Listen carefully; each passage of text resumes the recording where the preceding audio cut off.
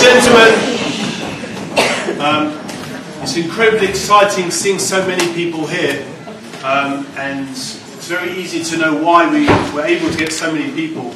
It's a big honour to have Nicholas Frank come to speak to us. Nicholas Frank was the son of Hans Frank, who was born on the 23rd of May 1900s and died on the 16th of October 1946. He was a German lawyer who worked for the Nazi Party and later became Hitler's personal lawyer. After Hitler's rise to power in 1937, he became Germany's chief journalist and jurist, and governor. He became the general of occupied Poland. Hans was politically responsible for all concentration camps on Polish soil. Finally, he was hung on the Nuremberg trials. But Nicholas is well known in his own right as a German author and journalist. He is best known for writing a book which demonised his father, which is a fascinating read. Just to tell you a few pieces of housekeeping before we begin. First of all, in the unlikely case of the fire alarm, fire exits are over here, as you know, over here, or through the kitchen, or in fact behind you. Hopefully you won't need those, but just to let you know. Second of all, I'm going to begin by asking him some questions so we can get to know him a bit better, and then if he doesn't mind, we'll open the floor to questions. But before we open the floor, if you could keep your questions till then, just so we can get a chance to hear Nicholas and get to know him, and then when we open the floor, you're welcome to ask anything you want.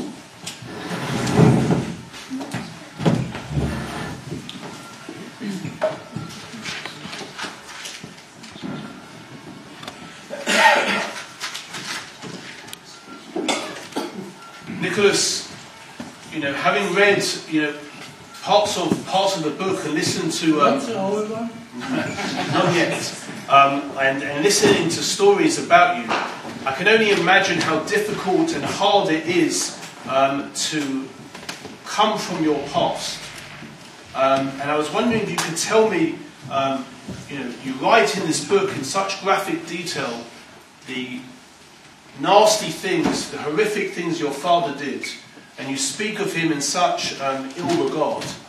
I'm wondering if you could explain to us a bit about your relationship with your father that allowed you to stand here and to write a book and to demonise him as you do. First thing I would say, I will give you some example of what he has said in public in front of hundreds of Germans. He said, for instance, as far as the Jews are concerned, let me tell you frankly, there has to be an end to their existence, one way or another. For us, the Jews are nothing more than extremely harmful parasites. Or, no doubt, we will manage those Jews of Galicia as well. By the way, I haven't seen any of them today. How come? There should have been thousands and thousands of these flat-foot Indians in this town. Surely you wouldn't have handled them badly in any way. And the protocol reports out of the auditorium great amusement.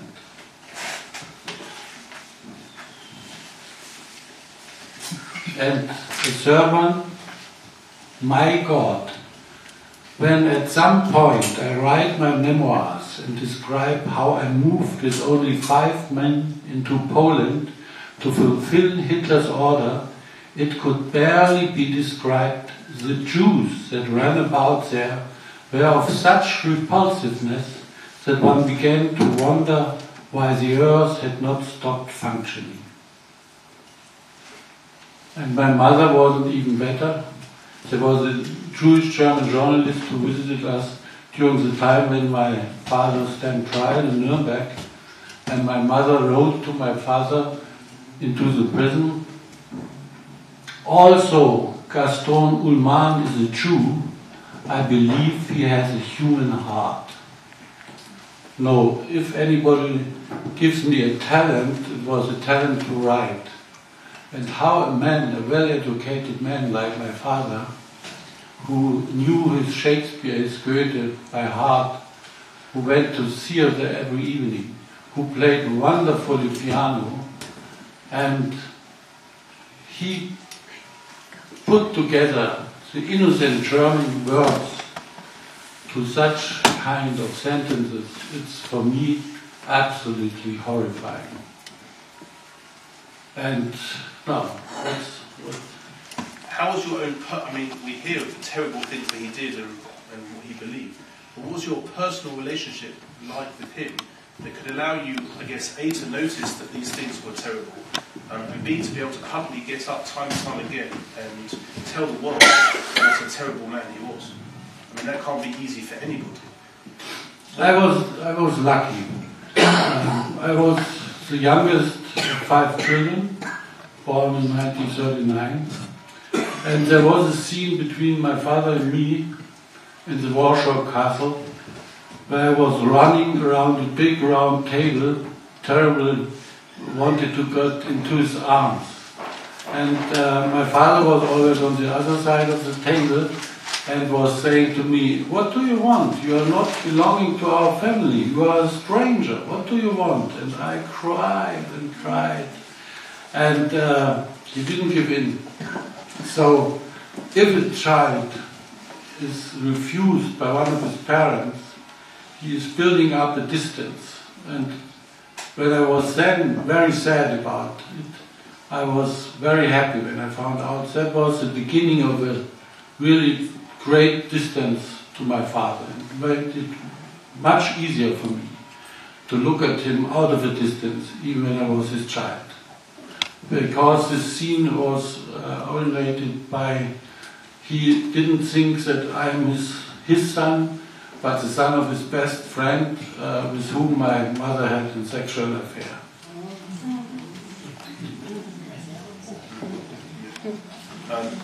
Although your book was in fact a bestseller in Germany, it was also a huge scandal. And people couldn't believe that the son of a high-ranking officer, the son of a high-ranking officer, could write those despicable things about their father. Can you explain what it was like in Germany in the 1980s that would allow this reaction? Yes, because it was a book which is written in a very foul language. It's addressing from the first to the last page, addressing my father with "you", "du", and always confronting him with the files, with the documents, with the proofs I found. And it included many 4-letter words, I have to admit. And I was happy about writing them, because then I was a hatred in me about him. He could have had so many chances to resign. He could have lied to Hitler and could have said, "I love you, my dear Führer. I love the movement. I was always fighting for this movement. But unfortunately, my heart is so weak. My hips are out of order." So I didn't want him to be in the resistance. Yes, it would be great if he would be, but this is too much of my wishes. But he could have gone like really, let's say, a quarter of the German people into the so-called inner immigration. And he could have made a living for the family as a lawyer, also during these times. But he wanted to make a career, and therefore he gave away any morals he had. How old were you when you began to understand the enormity of what your father was responsible for doing, and when you began to form your own opinion on how to deal with it, how to process that? It started in 1945, after the war. Then there came out the first, now democratic newspapers, and there were the first photographs I have seen, mountains of corpses from innocent killed people, and also children in my age then, when I was 6, 7 years old. And underlined was always Poland. And I thought Poland, as far as I knew then, was a private property of the Frank family, and my father was the most powerful man in this government general. And this gave me a shock, till nowadays, I would say. I have those pictures in the brain. And my eldest brother was 11 years older than me. He had the same impression. When he saw these pictures, he said, now it becomes very dark for the German family of the Franks. And my last scene with my father was when we got the permission to visit him in the Nuremberg cell, in a special room. And we knew already this visit was before the court handed out the verdicts. And so everybody in the family knew that he will get the death penalty, because the lawyer of my father, Dr. Seidel from Munich, he came in the summer of 1946 to my mother, telling her, Mrs. Frank, there is no chance for your husband. He will be hanged for sure, because the proofs are so strong against him. So I knew by heart that this will be my last visit, and my only one in Nuremberg. And I was brought in, sitting on my mother's lap. My father was behind a window with small holes, so you could understand him. And he laughed when I entered, when I was sitting, and then he told a big lie to me. Then I was 7 years old, and he said to me, "Hi, Nicky," as I'm used to be named inside the family. "Hi, Nicky, we very soon will celebrate Christmas together in our house in Upper Berlin." And I swear to you, I was sitting there on my mother's lap thinking, why are you lying? You know we're going to be hanged. Why are you lying to me? And this really was very disappointing for a 11-year-old boy.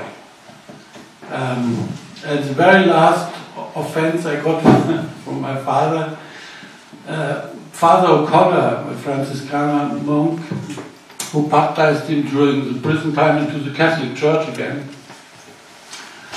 he handed over me a small prayer book, and on the last page was written in his handwriting some wishes for my life, but only very normal, nothing special. And he misspelled my name. So it was, maybe you have your own remembrance of your being a kid, it was really offending. Your father not even knows how to spell your name. And at this time I was already in school and could write and read. So that was it make it much more easier, starting with this table around scene till to this last prayer book I got.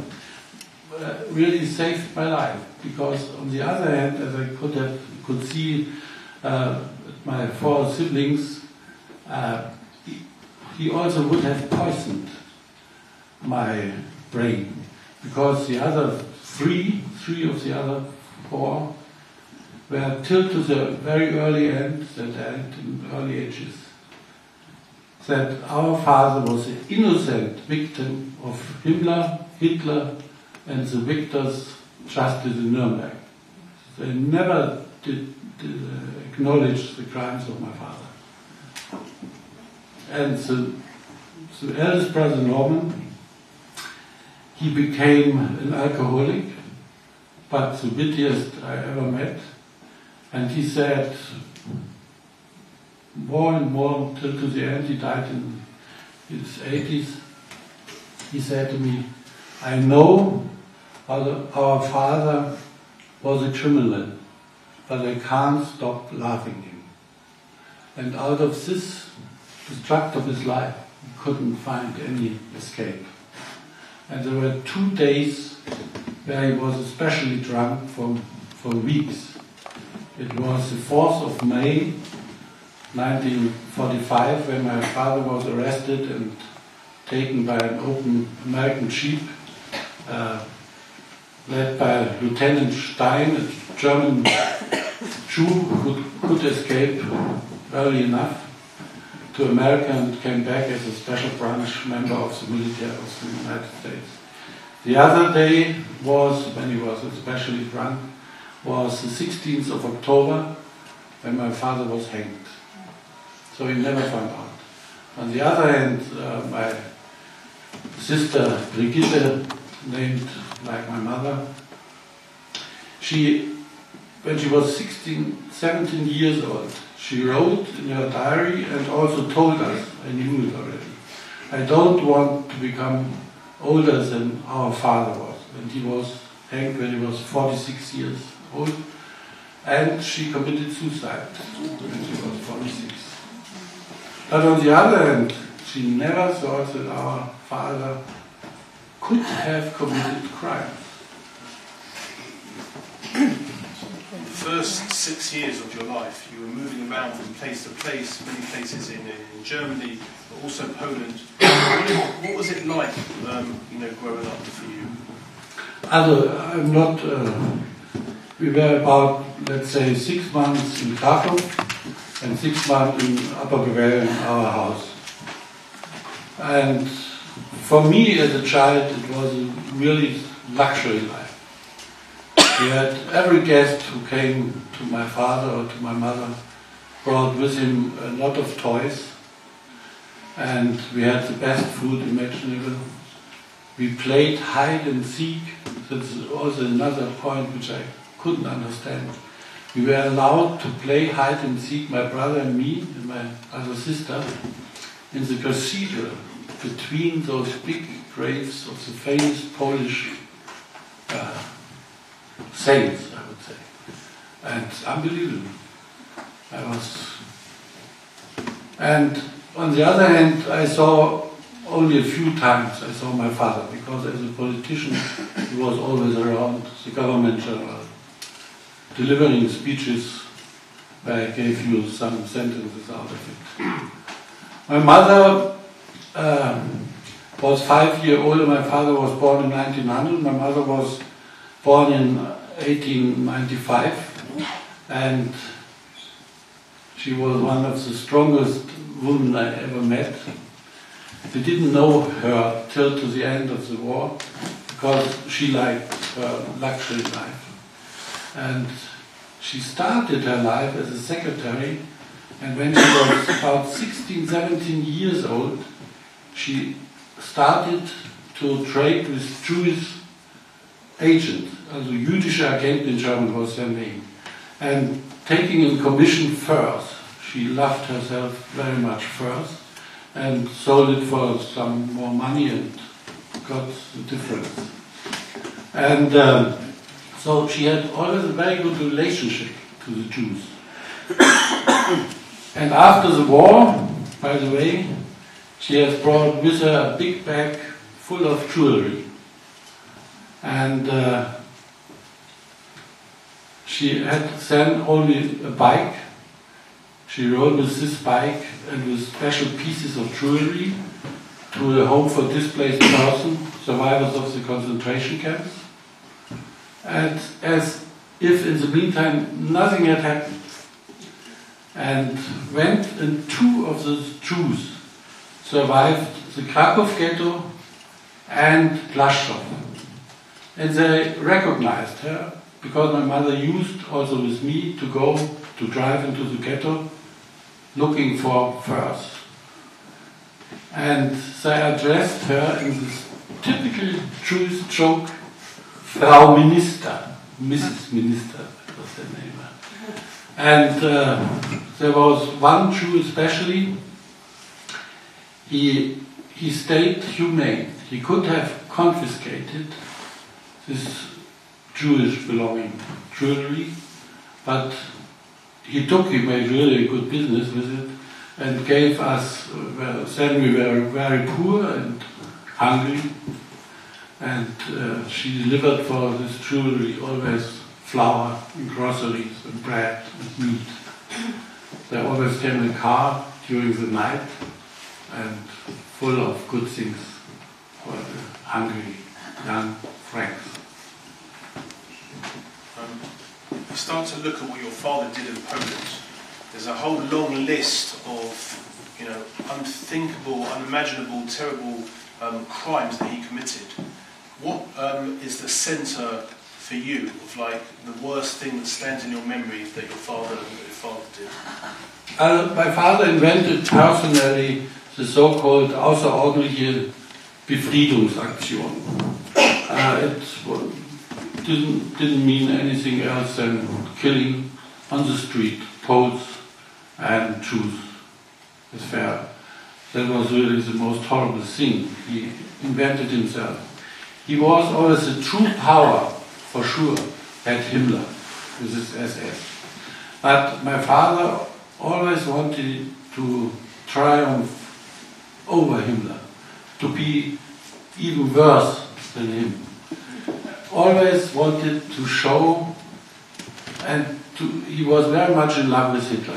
I can't say it in another way. He really was in love with Hitler.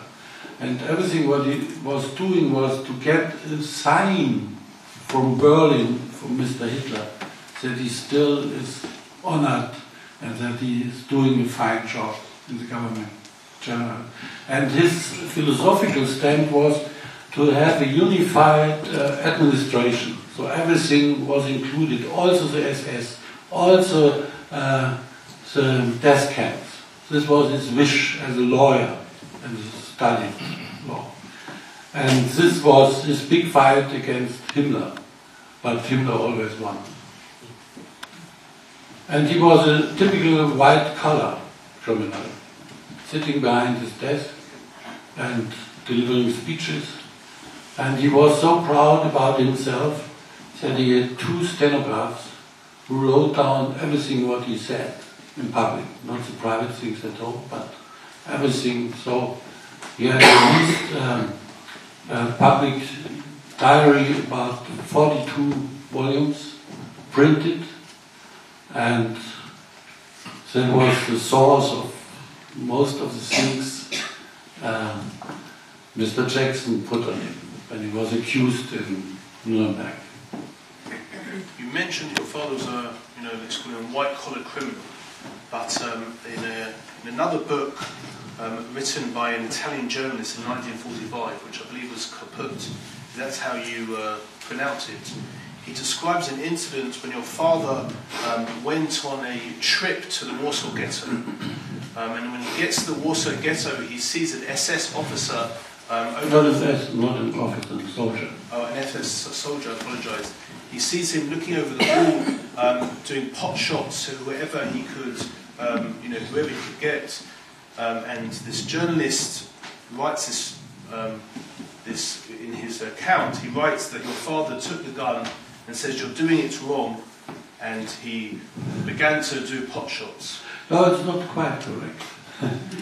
It was a hole in the wall of the ghetto.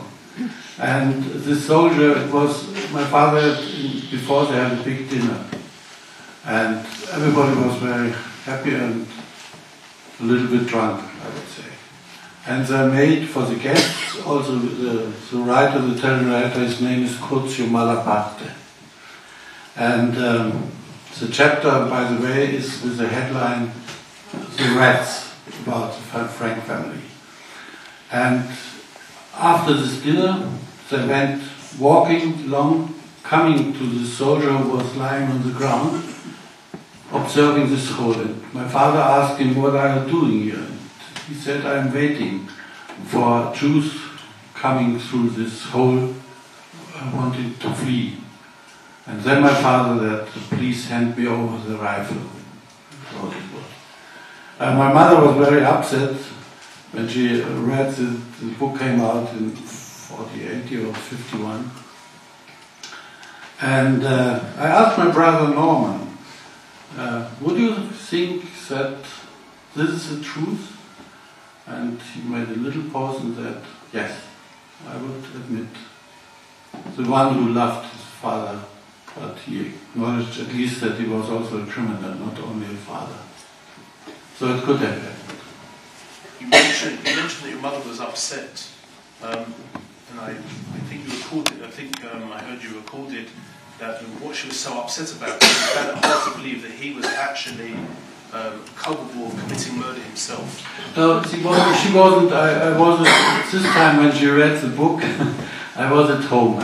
When I became 11 years old, I was sent to a boarding school about 1,000 kilometers away from my mother, which was another chance to save my life. And she was mostly upset because the description of herself, having thick fingers, having a lot of jewelry around her face. So that was what she really upset. I think not the killing. She knew everything. By the way, she knew really my father and my mother. It was this government sitting all on the Wawel, this castle in Krakow. It was like a king's court. Everybody talked to each other. Everybody knew exactly what was going on. I think what's particularly difficult for me to understand is that your father was a lawyer. And he was a lawyer in a country which had a strong standing in law and doing the right thing, of being very meticulous and organised and structured. How could he, upholding law, justify all the things that he was, responsible for doing? That's the question which I put on myself all my life. I didn't find any solution, by the way. Just the one that he wanted to make a career. For instance, he had about 150 uniforms. He had a Mercedes, which was with steel extra thick. And he was very proud of the following thing.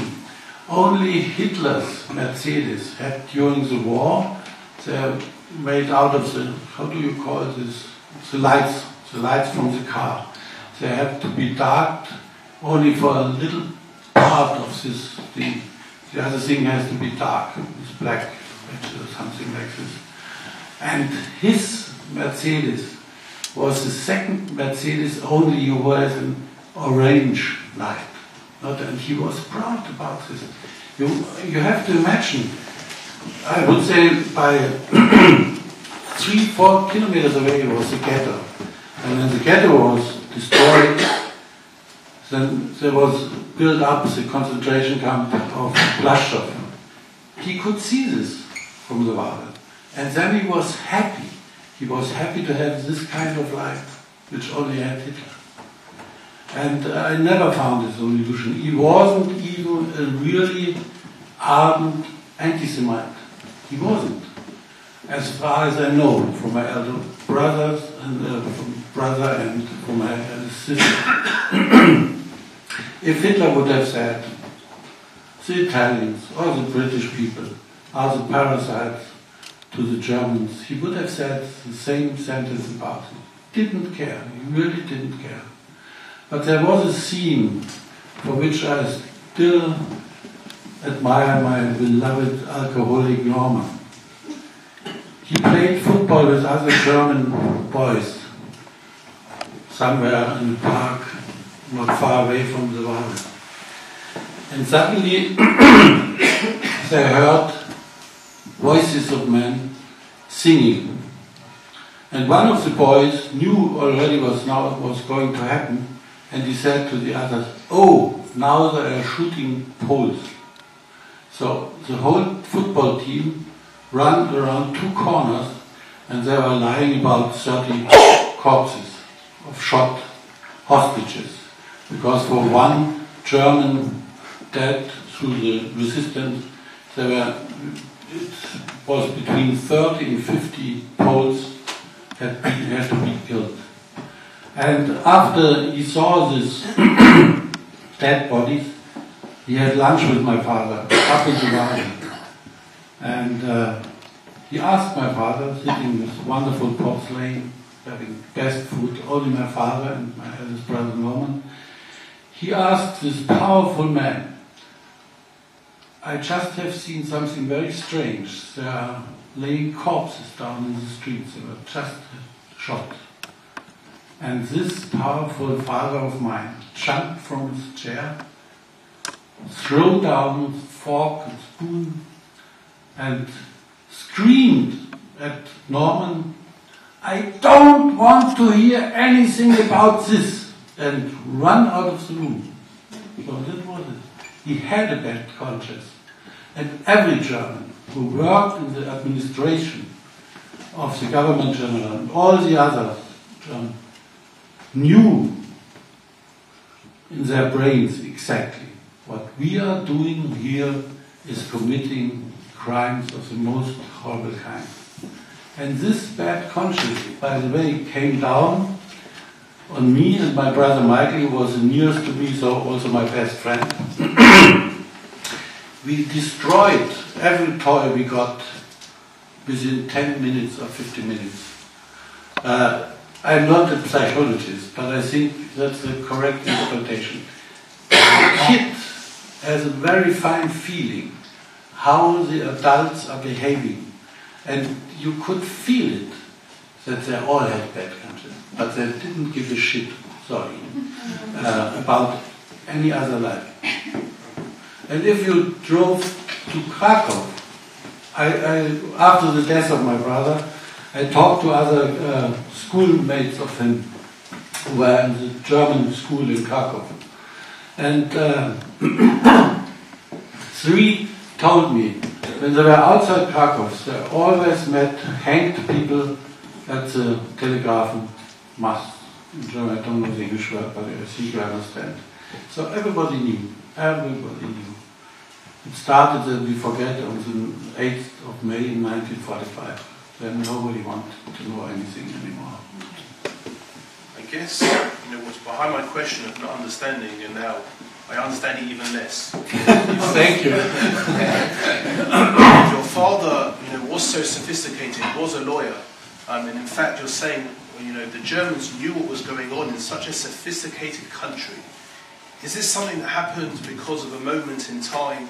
Is it something that's unique to Germany? I guess perhaps I'm asking, could it happen again? In Germany? No. When it comes to German crimes, I couldn't compare them with crimes of other nations. So I'm really a chauvinist. Because for me it's uncomparable. I know that no nation is innocent. There were times where they all committed crimes, but not in this special way we did. Part of our German Jews suddenly, all the German Jews, suddenly were parasites. They lived since centuries. They fought in the First World War and all the other wars before. They got their iron crosses with diamonds and everything. So they were true Germans. So the Bavarian Jews mostly were in this leather trousers, spoke the original Bavarian dialect. So they were really integrated. That's their own social life for sure. That's their synagogue. And Germany had a lot of wonderful synagogues. As you know, they all were burned down, most of them. Yeah. But I lost a little bit into what was the question? I guess the question is, do you think it could happen again? Yeah. If it comes to a really heavy economic crisis, then I'm sure we will very soon looking for a strong guy to lead Germany out of this disaster. And then I would say, as far as I now know, is first people who would be attacked would be the Jews. In the meantime, in the last 3 years, three rabbis had been beaten up in Berlin and in other cities, in public in the street. And we should know better. We should know better. And the anti-Semitism is growing in Germany. It's in the midst of the society. So I would say it could happen again. In another way. We wouldn't build up new gas chambers. We would find other ways. We went from from a child of royalty to poverty in a very quick time. And your mother eventually publishes the final memoirs of your father, and she receives letters from colleagues looking back on the good old days. Does that surprise you? No, because when I wrote this book, I interviewed a lot of his officials in the government general. One of them told me, Nicholas, do you know why we had such a brilliant administration in Krakow? And I said, no, I don't know. Because all of us made quite a career after the war. And by the way, all those from the administration got those 5 years in which they ran the government general fully paid on their pension. There was not any lack. So it was all okay. There was a documentary made, I believe, called Hitler's Children. And one of the scenes, the interviewer asked your daughter whether she had to deal on a constant basis, living with a nightmare of what her grandfather did. And she says very touchingly there, she says that she was saved because of you. And I was just wondering, is it possible for a granddaughter who has such a despicable past, is it possible for her to lead such a normal life? Yes, as I did. Life is stronger. Life is stronger even so as the genocide. How so? Because it's life, it's the nature. You can't think every day about it. Then you can commit suicide. So, and I loved to live. And I never allowed my parents to ruin my life. So when this book came out, I was nearly 50 years old. And my daughter, Franziska, she was born in '66. So she grew up with all the documents I brought home and said, look at this, what your grandpa has done. And once I took her to the window in our living room on the opposite side of the street, by the outskirts of Munich. There lived an old couple, which we liked very much. And I went with Franziska. She was then about 14 years old, and even younger. And I said, "Here, come, Franziska. Now, imagine, a truck is coming. Soldiers are jumping down from this truck with the back of their rifles.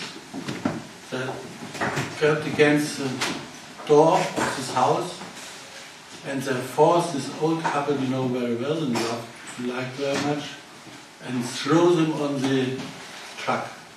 What would you have done?" And she said nothing and started to cry. And this was what my books, besides the foreign language, was what the Germans really heard.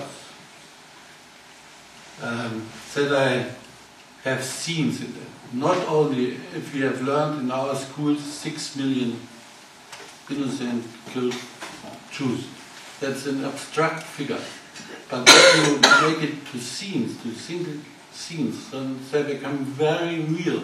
And then they are touching the people, and German people don't want to be touched in this way. The majority of the German people is really fed up with this, always saying to me, we have paid so much money to Israel, and the time is so long ago, it has happened, but we don't care anymore. It must be an end to all of this. So I'm really disturbed with silence. Unfortunately, nowadays you get Holocaust deniers, or they try to diminish how bad the Holocaust was. What answer would you want to give to them who are denying it or denying how severe it was? Deniers, there are only a few very right-wing people who are still thinking of because they never experienced it themselves, about the good day when Germany had the best army in the world and all this kind of stuff. It's the really most stupid one. The others, are handling this like I just told you. They don't want to hear anymore. And whenever I talked during my researches, I could have been much more fatter than I am now, because everybody immediately offered me, okay, Nikas, let's say, I can't answer this, but would you like to have another piece of cake? It was always one of the excuses. And I also could have become an alcoholic like my father, because they offered me everything to get me out of the path, to find the truth. I was always asking them, what have you personally seen? What have you experienced? How was your consciousness? Did you know? And all this kind of normal questions. And I never did something because knowing also it was from my heart that I never would have to. I never introduced myself like, unfortunately, my father, and you know him personally, has been killed by this injustice system in Nuremberg, and I love my father. I said something like this. So I never lied to them. I was very reluctant. And if it came to questions like this, I took a very long. My last question before I open to the room. You've spoken very powerfully, and you write in your book very powerfully how you've been able to overcome being the son of such an evil person. But I guess my concluding question would be: has Germany come to terms? And you touched on this briefly, but do you think Germany have fully come to terms with what happened? The official side, for sure, but it's only the official picture. We have built a lot of monuments. The biggest one in Berlin, which is really impressive. In German we have this word Krokodilstränen, weeping crocodile. It means that somebody pretends to have something like compassion. And so I always said we should have made a monument for the Jews, a big, big crocodile weeping.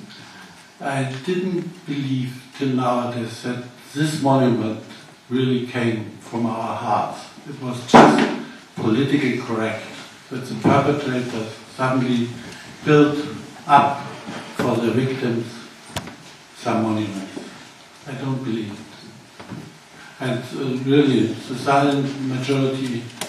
I used to say when I have a room in Germany, in the end of the discussion, I mostly say, I love Germany, but I mistrust everybody of yours. And then I really quiet. Okay. We'll now open it up if anyone has any questions. Thank you for all of that. I think I would like to challenge you on your comment that your father was not anti-Semitic. Jews have been persecuted for hundreds of years, and there is still today rife anti-Semitism across the world. What leads you? You said it could have been English people, it could have been Italian people.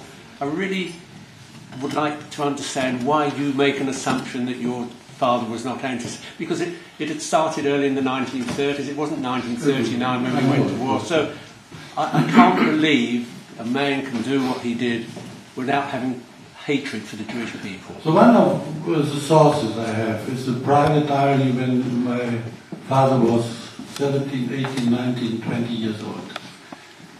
And it was a big problem for Germany after the First World War. Before we were really a brilliant nation, well educated, getting the most Nobel prizes, leading in science and techniques and all kinds of stuff. So we were very proud people. And suddenly we were nothing anymore. They took away some parts of Germany, which no one from the middle class could understand. And so from the very beginning, the very important word is Ehre in German, honor. Germany should get back its honor. This was really leading. And my father wrote in his style that not a single anti-Semitic sentence, by the way. He cursed the French, for instance, but not the Jews. And I know from his near part, who were not involved in the government general, he also said he wasn't. No.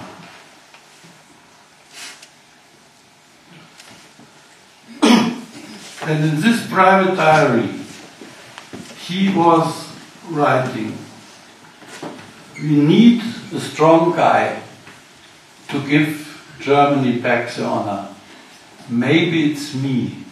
And nearly the same words, for instance, wrote Mr. Goebbels in his diary when he was the same age. So that was a big urge to get back its honor.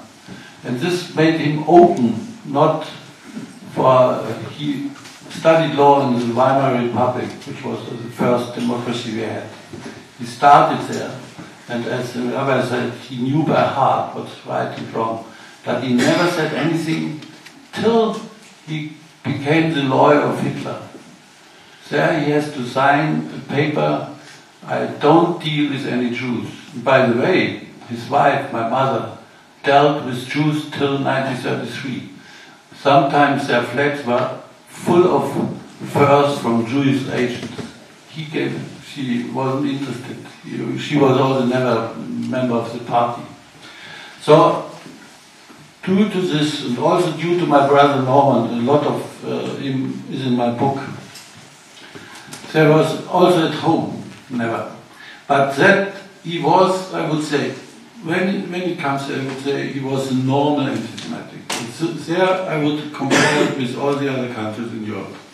I've just talked in 2 Jewish schools in London. If you see the security around it, you will be ashamed. And it's even harder in Germany. In front of every rabbi's house is a police car parked day and night. And for me it's horrible. Because we should know better. Stan? I'm just going to ask one question first. If the answer is no, that's the end of the question. Did you ever meet Himmler or Hitler personally? I don't know, but I know for sure, again I have to talk about my brother Norman. He emigrated to Argentina through connections of my mother, because a lot of big shot Nazis, as you know, fled to Argentina. They had already their own fabrics and their own business. So she managed that they would accept Norman and employ him. And they gave a big dinner when he arrived, all these Nazis in the evening. And then he was asked the same question, have you ever met Himmler or Hitler or Goebbels? And my brother said, yes, I was sitting on Hitler's lap. And the whole dining table went quiet and they looked at him, admiring him. And then my brother made a really excellent decision. He said, I don't want that my ass becomes a cultural object in Buenos Aires.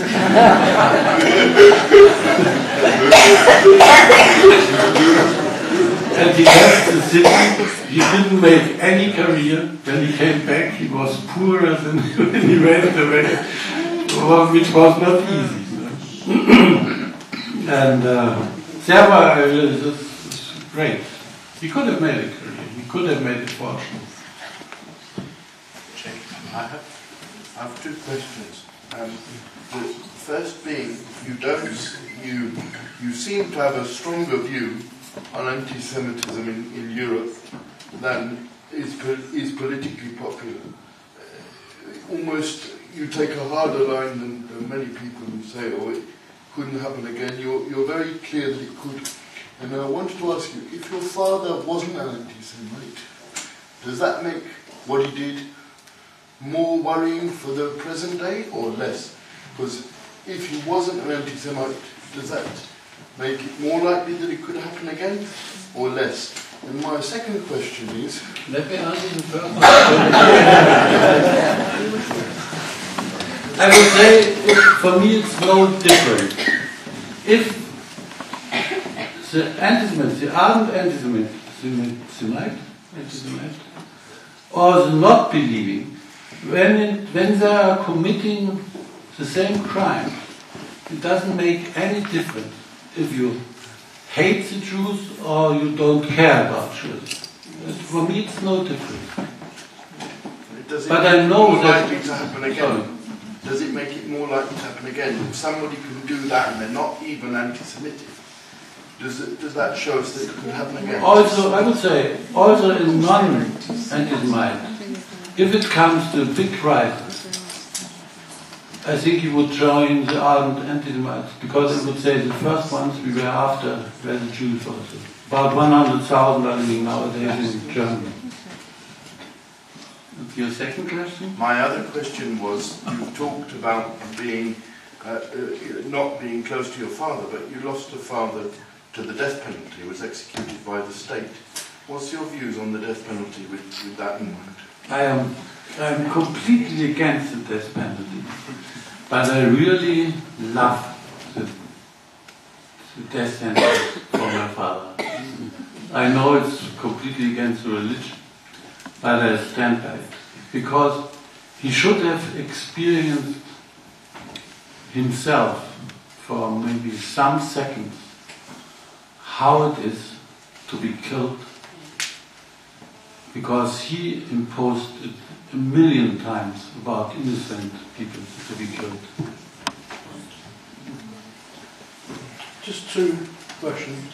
First, at what year did your father join the Nazi Party? Pardon? When did your father first come alive to the... It was 1923. He was, when he fell in love with Hitler, he met him and decided not to become himself the savior of Germany, but will follow Hitler. But then he went out of the party again, because Hitler said something about South Südtirol, the southern part of Tyrol, it was after the First World War, came to Italy. And then he joined the party again in 1925. And during 1923 he was already in the party, and he was also in this putsch of Hitler with this march to the Feldherrnhalle in Munich. He was also, so he was so-called Blutordensträger. It was a special, everybody who attended this march was he. My other thing, just an observation. You queried how your father could have done such terrible things.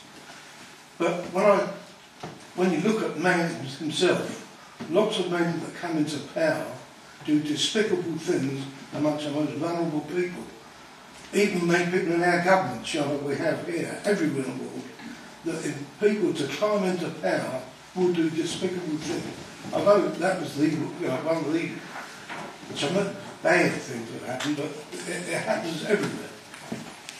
This is the cry to achieve high power, no matter what the consequences of your act. Just as an observation. As I told you, I'm always only talking when I talk about these things about my father and the Third Reich. I don't compare it with anybody else, with anybody other nation or so people. I myself was a journalist. I was about 20 years with Stern magazine employed, not as a freelancer. In the last 10 years of my working life, I was a war correspondent. And so I have entered, when the tourists were leaving, Niklas flew in with his photographer, so I saw a lot of unbelievable things happening around the world. But for me it's uncomparable. Yes. Many years ago, Hannah Arendt was an observer in the Nuremberg trials and looked at what's called the banality of evil. Do you accept that there's such a thing as a banality of evil? For me, it's too banal, this sentence. It's a kind of minimizing, I would say. It's my interpretation. They were not banal. I don't know the English word. banality. They weren't. They did it in a high professional way, supported by the great majority of the German people. Himmler, Hitler, and my father, they weren't alone. They really were supported from most of them. A book came out about 20 years ago from an Austrian Jew who had emigrated to the United States far before the war and far before the Nazis took over. And he was in a special branch coming to Aachen. Aachen was the first big city liberated by the Americans in the autumn of 1944. And he made interviews with everybody he found. And he wrote a book about this. And he said, he wrote there, I couldn't find anybody who didn't know about the death camps. And they all were telling me, we are now fearing for our future because of what we have done to the Jews.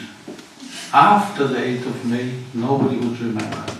And my eldest sister, Sigrid, who was in the spring of 45, and the war still going on, she was forced to become a helping girl in a hospital in Upper Silesia, where all the wounded soldiers came together.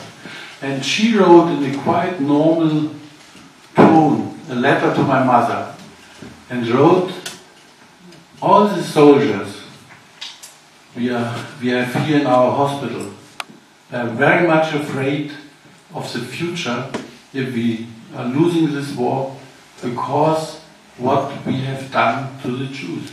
Everybody knew. Everybody knew. Okay. You mentioned twice that your father fell in love with Hitler. Your father was clearly a very intelligent man, and the fact that your brother made reference to he didn't want his bottom to be a cultural icon in Buenos Aires. Think of it about bottom. I didn't know it. I was just wondering if you could try to help me to understand what it was about Hitler that could make an intelligent man fall in love and take on what seems to be completely barbarian views. What was it about Hitler's personality that enabled that draw? Starting with the situation in Germany, suddenly they're showing up a really talented speaker. And he had, within all these parties who were then running the Weimar Republic, he has, like the Islamic State now, a very strong line. Who is guilty? What will he do? And this was for many Germans really satisfying, looking forward to get him into power. And he was the first party who had really this, immediately he built up the SA. Yeah? And they were all dressed in very good clothes. And they were marching with a lot of flags. So this was also impressive, because it was a remembrance to the big days of the Kaiserreich, the Emperor's Reich, before the First World War. I think that was one of the strong points which Hitler had on his side. Because nobody, especially the middle class, I would say, they are guilty. The middle class didn't believe in this democracy. All the judges, all the lawyers, for instance, were grown up in the Kaiserreich. And they couldn't accept this. And therefore my father was a very successful Nazi lawyer, not only defending Hitler during the so-called Kampfzeit till he took over power, because all the judges were already Nazis in their heart. So Hitler always won. And the honor took my father. So that was a way where he was really near to Hitler. After 1933, he was politically a dead man. He got his Reichsminister but without portfolio.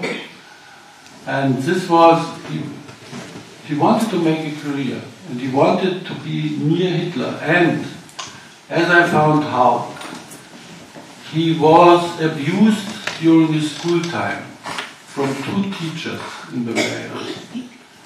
And he fled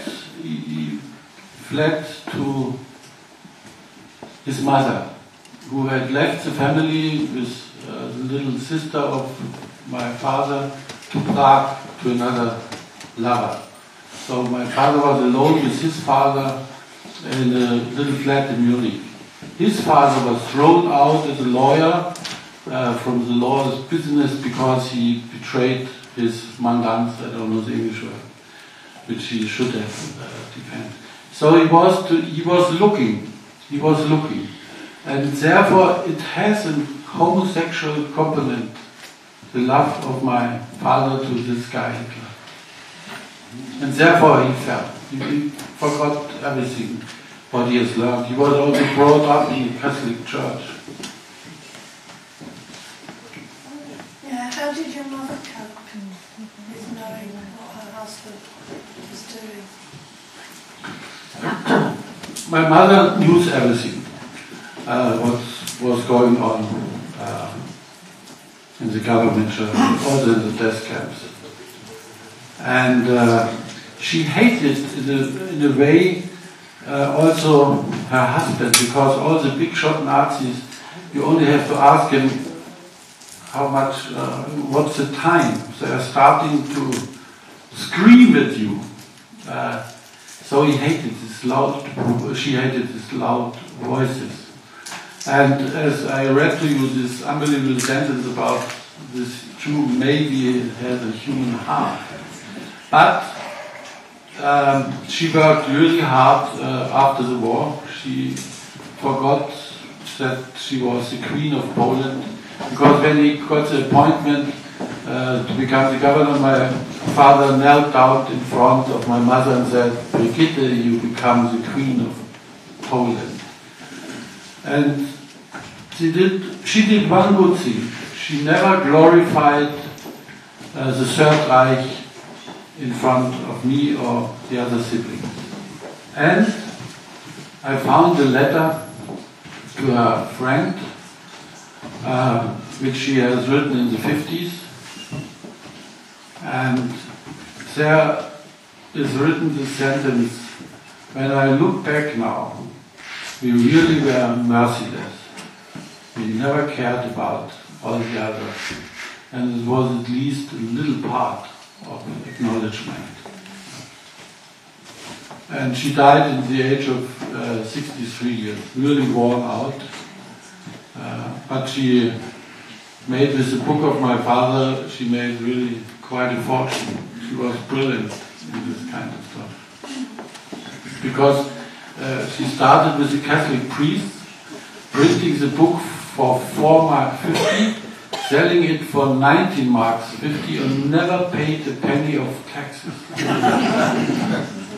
Can you give us some insight into your life after the war? You've now reached adulthood.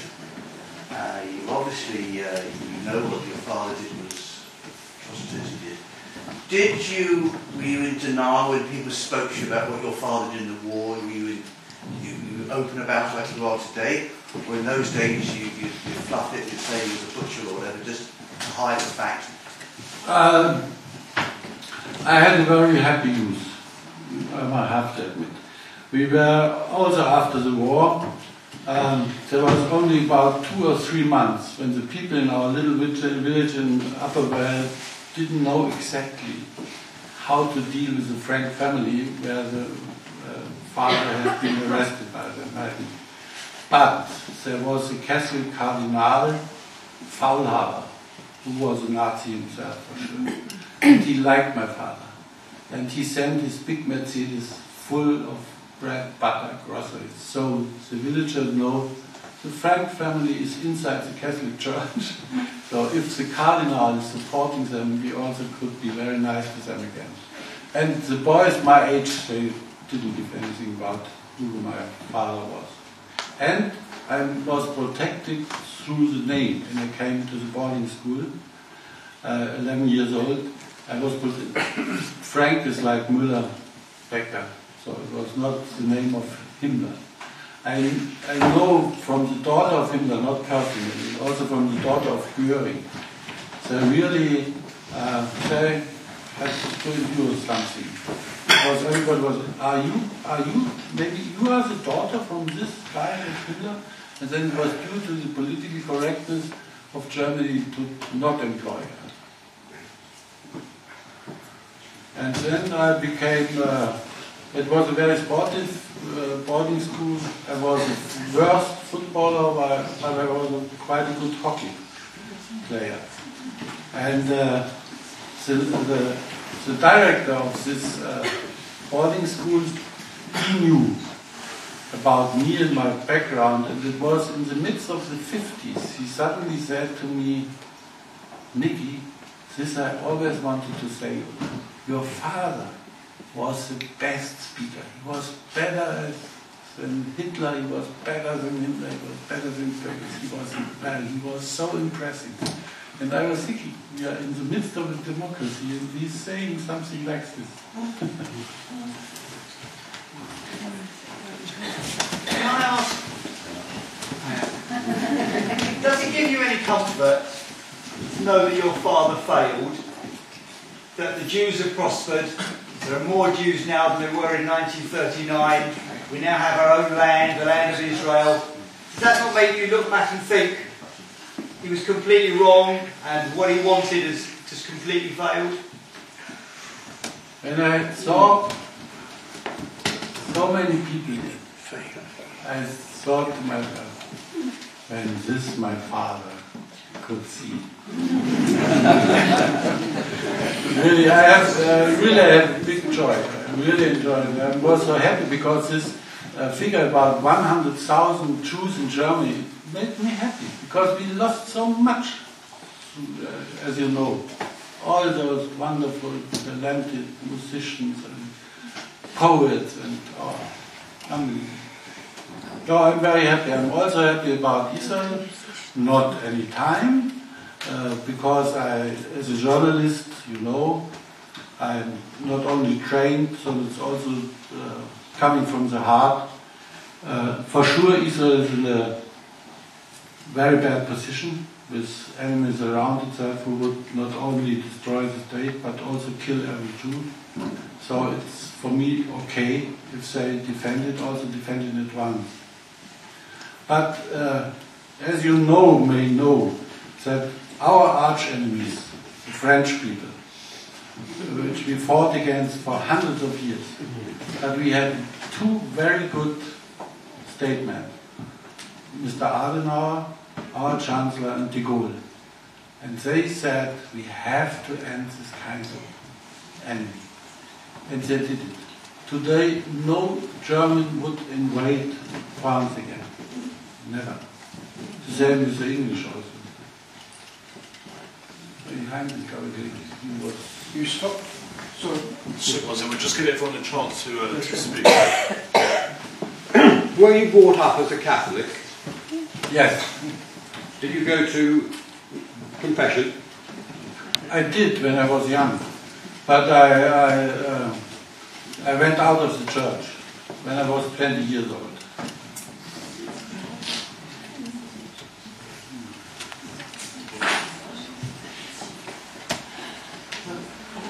Because the Jews were so integrated in Germany, and they were scientists and artists, and they fought in the war, in the First World War, alongside fellow Germans.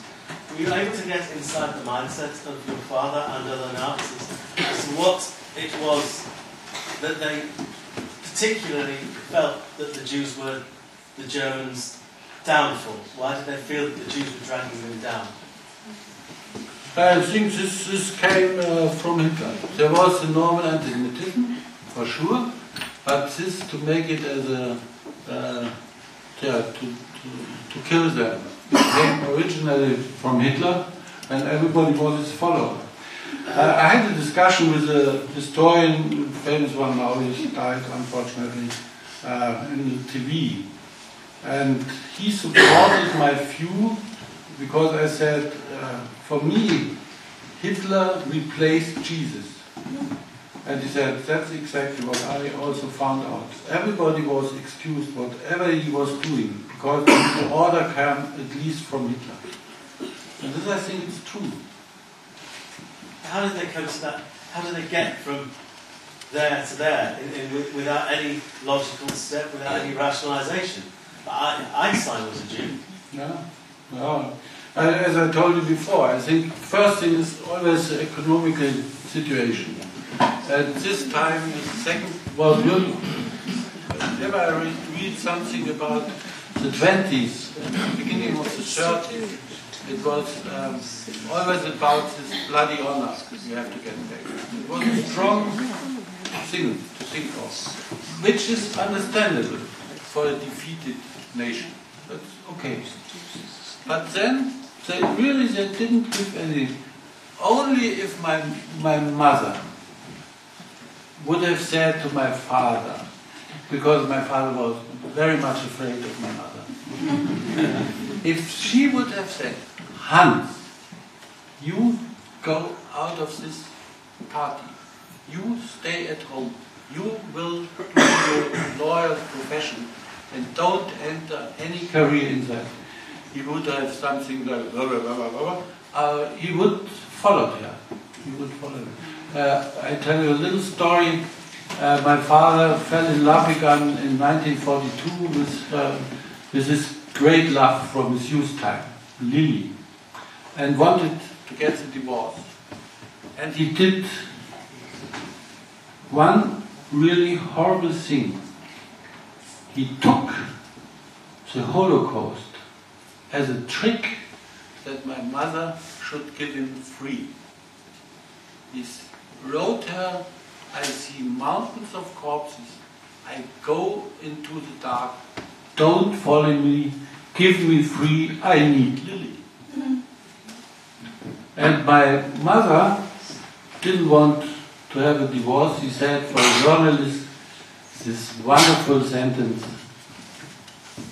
I would like to be the widow of a Reichsminister, but not his divorced wife. And she wrote a hit to Himmler, Goebbels, get together with Mrs. Goebbels, and she sent a picture of her with the 5 children and saying, in this wonderful German family, he will leave.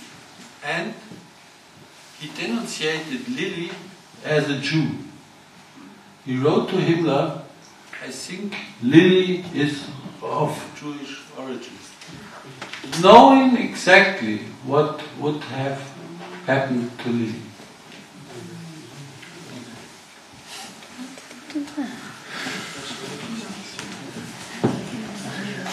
It's your second question. Sorry. Yeah.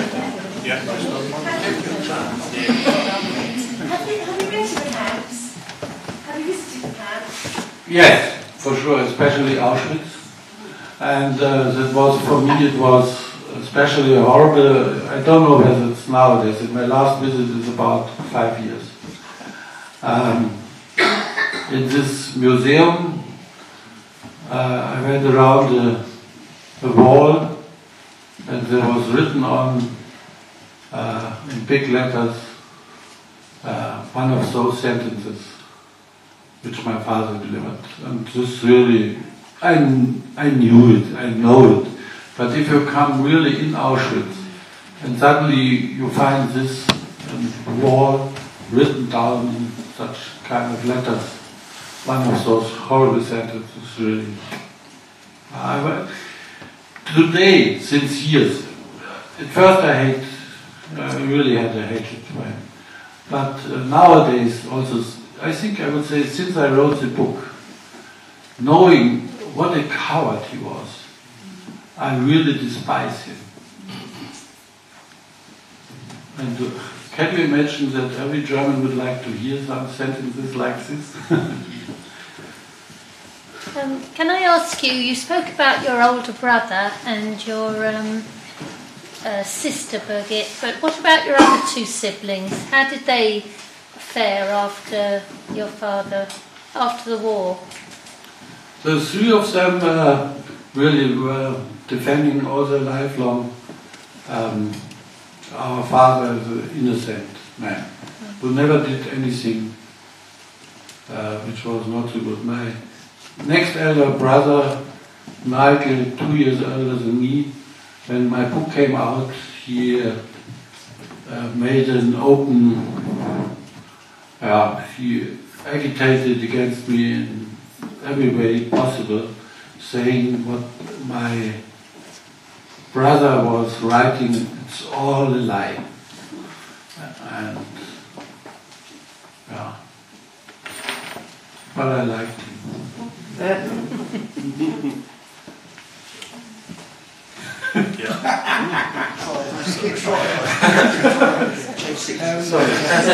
Apart from his fight with the Jews, there was in the Second World War a considerable loss of life by the Poles in Poland, which was perhaps almost, wasn't equivalent, I understand, but quite large. What was the main thrust of that particular hatred of the Poles? From a German perspective. No, I don't think they hate the Poles, they just acknowledge them as superhuman. And the policy was to empty the country, to make it German. And this also was one of the ideas of Hitler, why he appointed Frank as a governor general, because he knew everything about the doggish character of my father. He knew this guy would never make any problems when we are starting to empty this country from the original inhabitants. And in the end, the nearer the front of the Russians came, the more polite my father became to the Polish people. And suddenly he opened up a museum for Chopin. And this was ridiculous. And the so-called Black Madonna of Częstochowa, he took under his personal gardens that never would attack this Black Madonna. One of the most holy things in Polish Catholic society. Perhaps the last two questions. Me? Yeah. So, as it stands today, with the uprising of the younger neo-Nazis, have you come across the younger generation who probably hold your father in great esteem? Have you come across anyone that's attacked you for what you're saying and what you're delivering? No, I think the right-wing people in Germany think of me as a crazy guy. You don't have to take him seriously. That's for sure. And on the other way, there is no adoration for Hans Frank. They don't know him. He wasn't never so popular during the big time of Nazi terror like Göring or Himmler. He wasn't so. Because he was more in the... He had a big influence to the German judges and lawyers. That's for sure. But he was to the right-wing people. When I wrote this book, it was bought by my own Stern magazine and was published in a series for 7 weeks. It's a weekly magazine. And there was a lot of death threats, but always anonymous. And I gave it to the law department in our company, but never anything happened, as you can see. Perhaps the last question. Yeah. The last question. Otherwise, yeah. It's an open evening. Yeah. If you can still go. Otherwise, well, yeah. Sorry. Maybe last two questions. I feel bad. First, thank you. It's been a really, really interesting talk. Well, I mean, the actions of your father obviously has some hideous repercussions on your family and things that happened to your family. Sorry, the awful things that your father did had some terrible repercussions on your family, which you obviously had to live through. Have you yourself been able to find happiness in your adult life since everything that happened? I would say I have led a really happy life. Really. But there is a shadow from my father, always like a cloud over me. Because very often I wished to have another father, like a craftsman or an engineer or a teacher, or a normal profession. The other thing was you can lose your father through a traffic accident, you can lose him through a war, you can lose him through divorce. But if you have a father who is for 1 year in a trial and then is hanged, I think you can't a death like this not compare. If you have divorced parents, you find a lot of friends have the same fate. And if your father has been killed in the war, you have lots of other kids who have the same experience. But a father is being hanged is something different, and you have to deal in the other way. And I found about 3 years ago, I kept everything what I have written and done since my 10th year of life. I have a tick in this. And I found suddenly in an old kind of box paintings from me, and I was really surprised. I had a wonderful teacher, Mr. von Gerhardt, in my boarding school, and he found out that something is not quite okay with me. So he gave me the permission, as the only pupil in my class, I was free of drawing very boring leaves or trees or houses. I had the permission, whatever I want. And I found 5 pictures of mine, colored. One is myself, and with this hand on my throat. Another one is full of gallows, hanging some people there. The third one is something like a torture bank, like in medieval times, where a corpse is lying and a big, like a fork, is cutting off his back. So part of the back is already standing up. So horrible paintings. And there I found out when I remember my boarding school, I liked community, I liked the other boys, I liked sports, and I thought I was very happy. But this shadow then became concrete in these paintings, and I forgot about them. And that was, for me, was very interesting.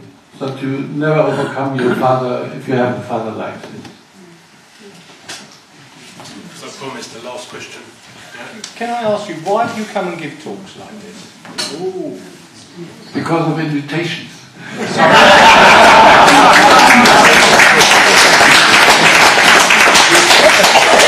I tell you, when the book came out, I had some reading tours in Germany. And I have some awful scenes in my book. When I started to read, I used to read in Germany, it's another kind of culture. We read about 40-45 minutes and then you are open for questions from the person.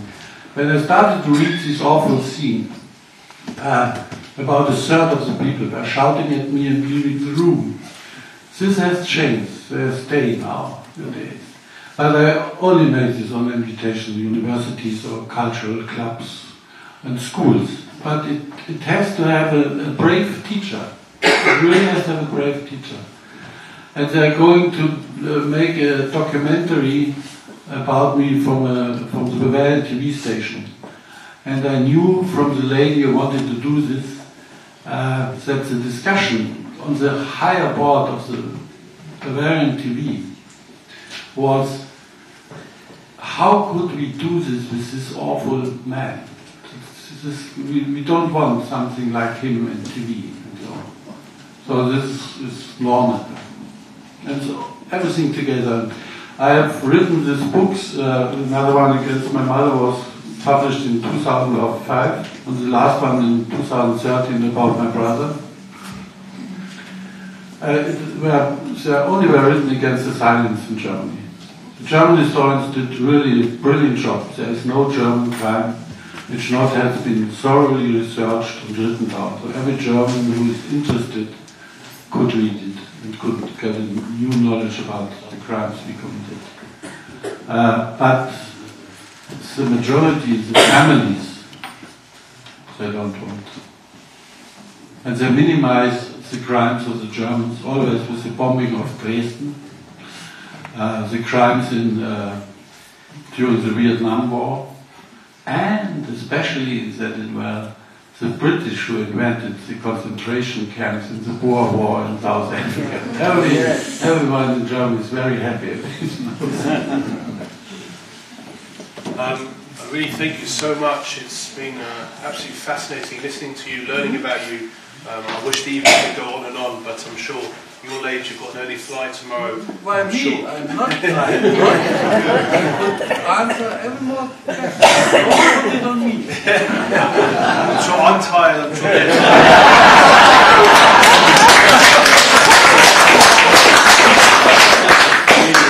It's fascinating, and yeah, thank you so much for coming.